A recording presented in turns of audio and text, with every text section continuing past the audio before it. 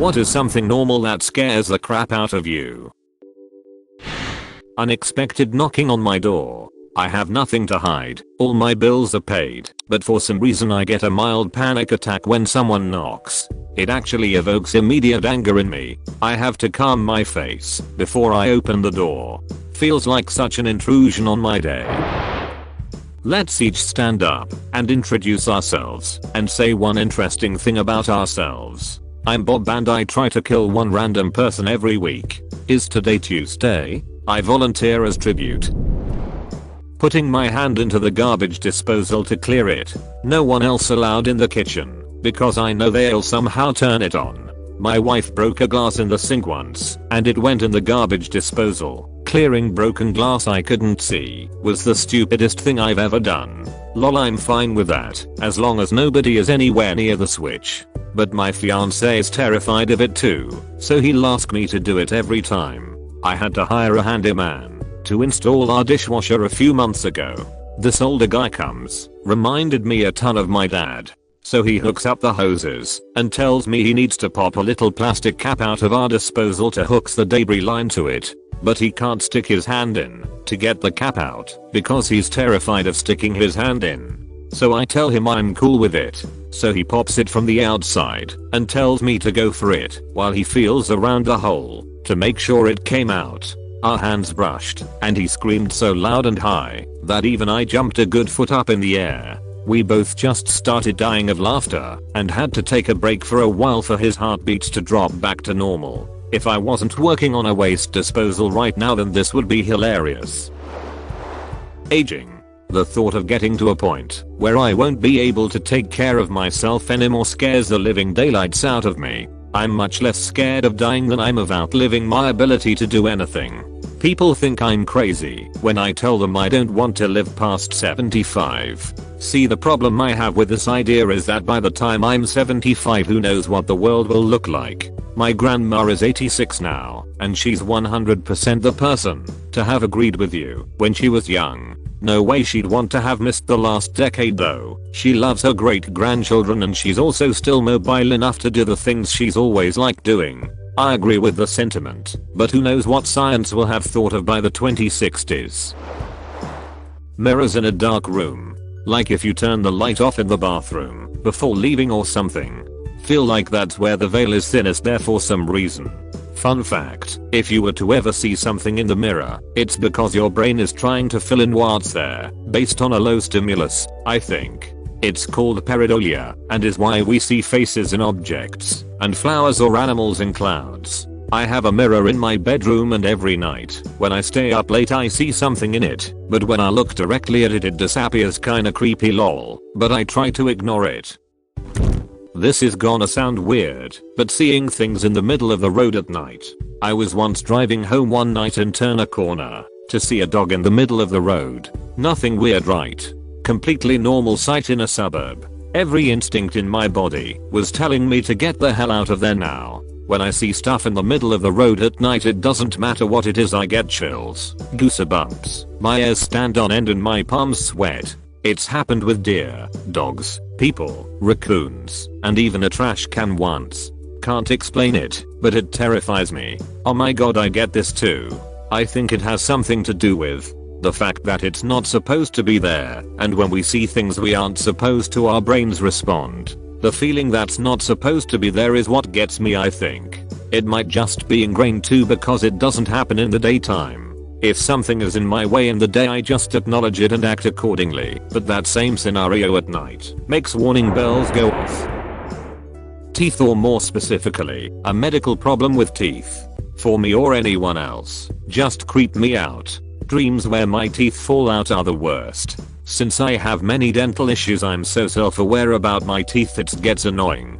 I also can't stand when my dentist's friends share something on social media concerning teeth with a photo, even if it's a whitening before and after picture. I recently had one of those dreams, complete with the sensation of empty tooth sockets and the rusty taste of blood. It felt like spitting out a glob of wet pebbles. 0/10. Space. Just looking up and coming to terms with how big it is and how little we know about it. Don't think of it as looking up. Think of it as looking down into an infinite void, a true bottomless pit. That helps. When cockroaches starts to fly, the problem is not when they appear, it's when they disappear. Muffled buzzing behind the drawer. You know it's there, but can you catch it in time? Will it fly straight at your face? If you move the drawer, will it rush under the bed? Grasshoppers. They just are too unpredictable, and it terrifies me. Frogs kind of too for the same reason, but not as bad. I feel this way about butterflies. They are pretty and harmless, but something about the way they fly makes me eat myself away when they are near me. You're the first person I've seen to share this fear. They are creepy little frickers when they get too close.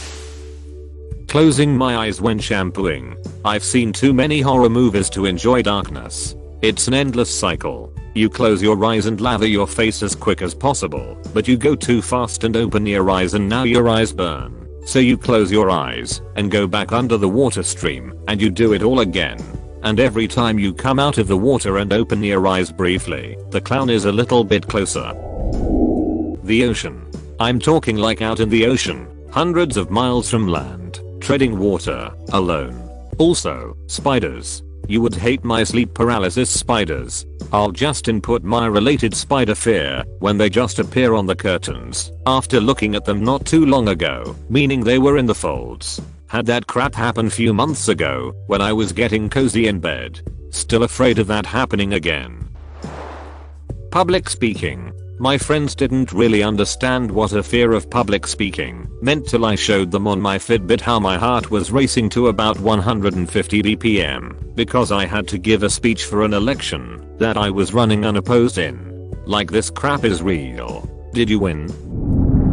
The sound of someone riding a skateboard on the sidewalk behind me. I don't know why, but I freeze. I would like to have trucks. When I'm walking on a sidewalk and hear a truck coming up behind me, I die a little on the inside. TBH, I think we'd all be scared if we heard a truck directly behind us on a sidewalk, since they shouldn't be there. Phone calls, especially if it's not a number from my contact list. If it's important they can leave a message, which I will then call voicemail and mash 7 until it says end of messages. I'm doing it right now. Learning to drive, especially because I'm taking lessons, and after my lesson tomorrow, I'm gonna be on the highway and my lessons have a tendency to be really close together. Once you've been driving for a few years it becomes a mundane, second nature kinda thing. Then friends and family start dying in car accidents, and you start to realize how dangerous it really is. I'd say that the big thing is to just not get too nonchalant, always be aware of your surroundings and focus on the road. No matter how comfortable you are with driving. That's a scary idea to me, that many people can almost zone out while being responsible for a ton of moving metal.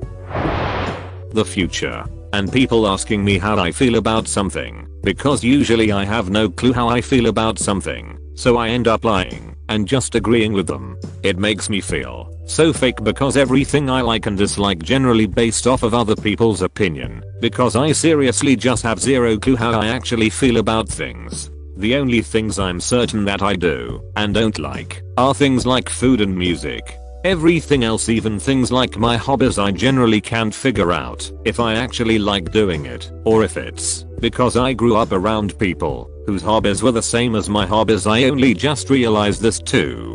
This is pretty normal and common as a young person, but the only fix for this is not being ashamed of not having an opinion about something.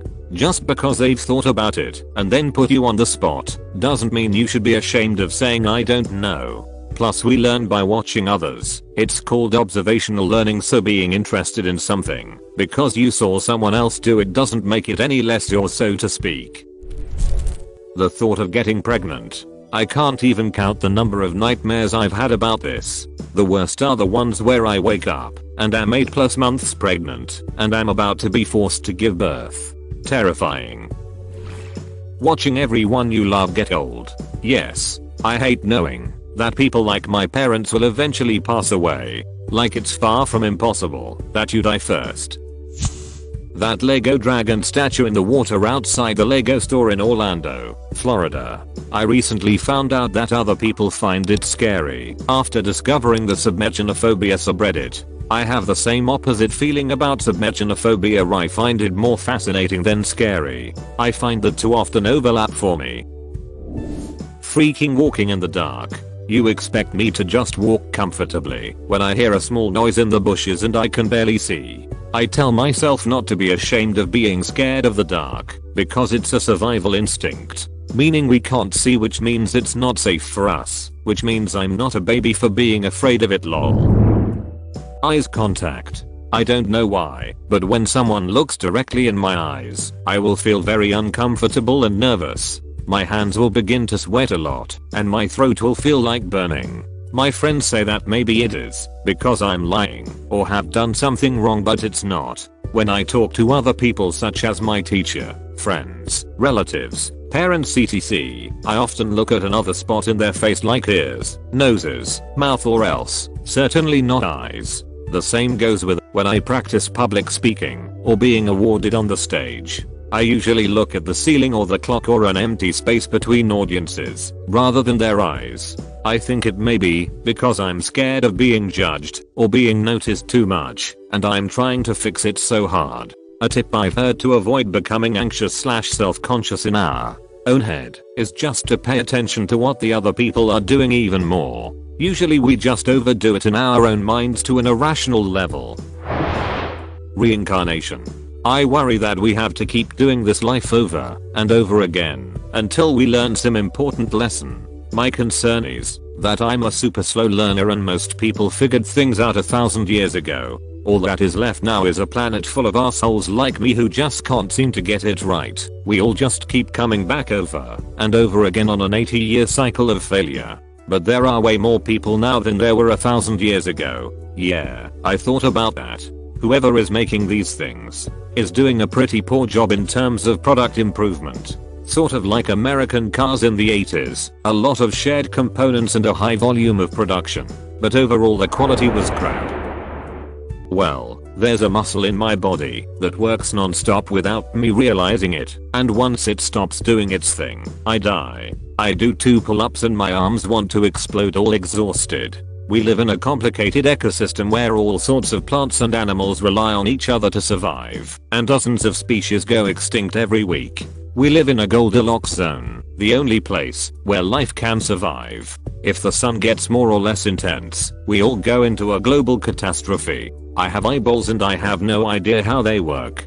Fun facts. Eyes convergently evolved about 40 times. Octopuses don't have blind spots like vertebrates do because their optic nerves are rooted behind the retina instead of in front. Owls cannot move their eyes and must move their whole heads because their eyes are cylinders instead of spheres. I have vibes, so the idea of going out to eat or eating in general with people frightens me, especially if it's breakfast or lunch. If I eat even a little of anything except the blandest foods, I will have to urgently run to the bathroom, possibly more than once, and it doesn't help that I'll be anxious about using the bathroom because I'm around people who will notice. And if I don't eat, people judge me for not eating, saying it's unhealthy, and then I have to explain my condition. In the end, I just do everything I can to avoid eating with people, which includes skipping any kind of invitations unless I have to, and then just eating some crackers or a small salad or something really light and bland. I'm sometimes okay with dinner. Not always, but sometimes my body behaves better in the evening.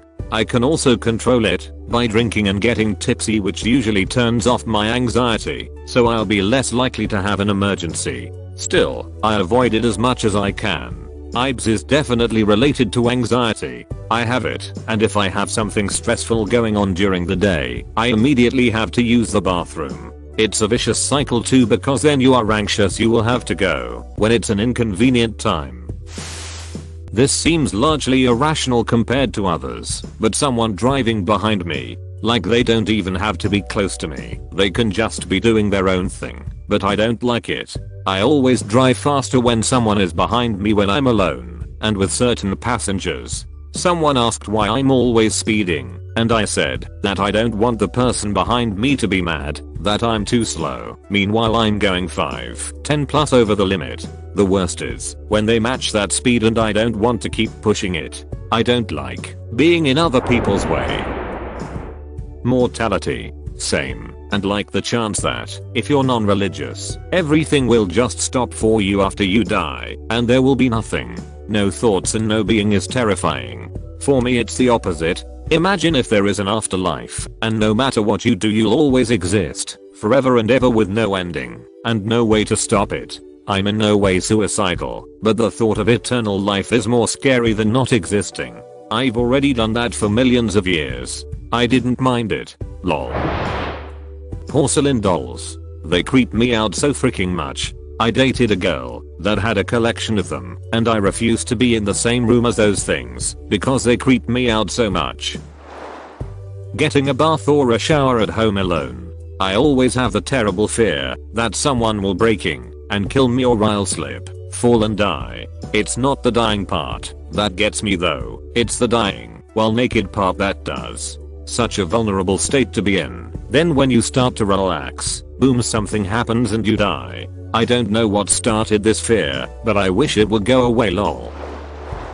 Talking to people I haven't already known for years.